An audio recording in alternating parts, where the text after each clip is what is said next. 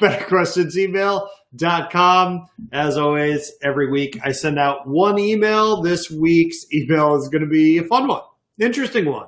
I can almost guarantee, I will almost promise you 100% that you don't know what I'm going to write about this week, and it's going to be weird. So I hope you get into it. But I wanted to talk about a little bit about hiring people to embarrass you. And I want to tell you a very specific story. This is literally what's happening in my life right now. I'm going to share this with you. And hopefully you can use this, because this is a mental model I apply all the time. Because for better or for worse, or for right or for wrong, I tend to have the reputation as someone who gets a lot done. I'm fairly productive. I have a family. I run a business. I make records. I make a lot of stuff. I've got 2 businesses now. I've got the weekly email, which you should sign up for. I've got the blog. I do these. I do a lot of stuff. I have a podcast for my main work. I have a lot of stuff going on. And so I have the reputation as getting a lot of stuff done. This does not necessarily follow to the fact that I'm particularly good at anything, because I am not. And if I am good at anything, the primary thing I am good at is acknowledging and accounting for my weaknesses. So how that actually works out in this case is that I hire people to embarrass me, by which I mean I hire people that are going to hold me to higher standards than I typically hold myself, because I am bad in many ways at holding myself to high standards.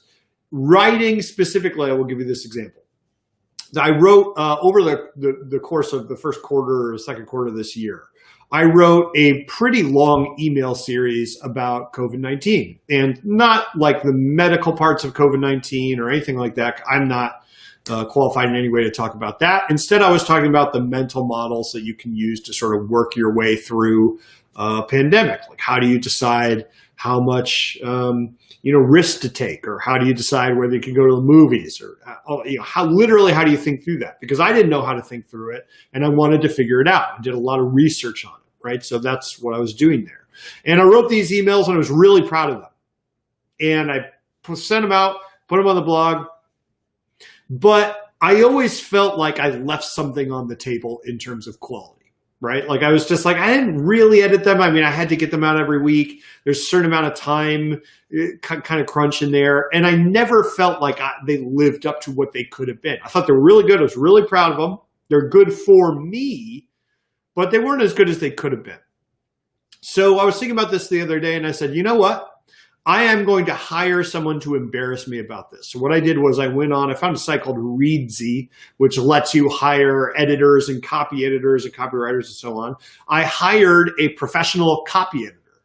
And I told this person, I was like, I want to turn this into a book, which is not a plan I had until that morning.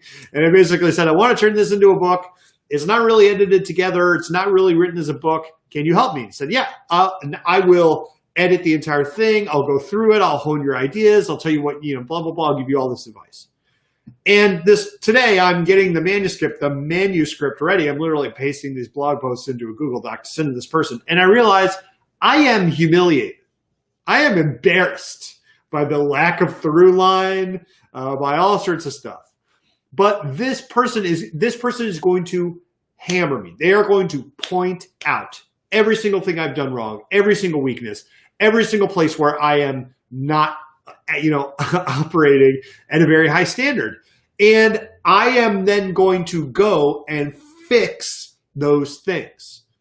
And I would not be going to do that. I would not be spending the time to do that. I would not be investing in that process if I didn't think it was going to make me better. Now, you don't have to hire someone. You can literally, pick, like for me, my friend Tim, who's in my band with me, like Tim is an incredible writer.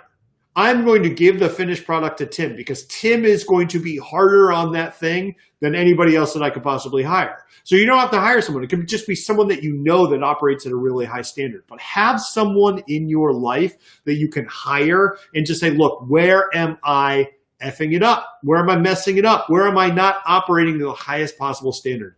There is nothing better for forcing yourself to produce and be effective and be impactful.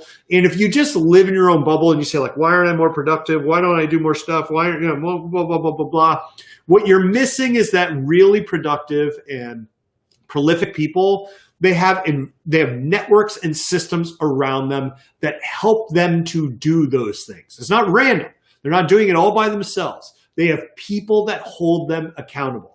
And if you can get someone in any area of your life that's going to hold you more accountable, I guarantee you are going to be more prolific, you're going to be more productive, you're going to do better work, you're going to feel better about it. It's not pleasant in the process, not pleasant when you're in it, but the end result is worth it. So hire people to embarrass you like I do.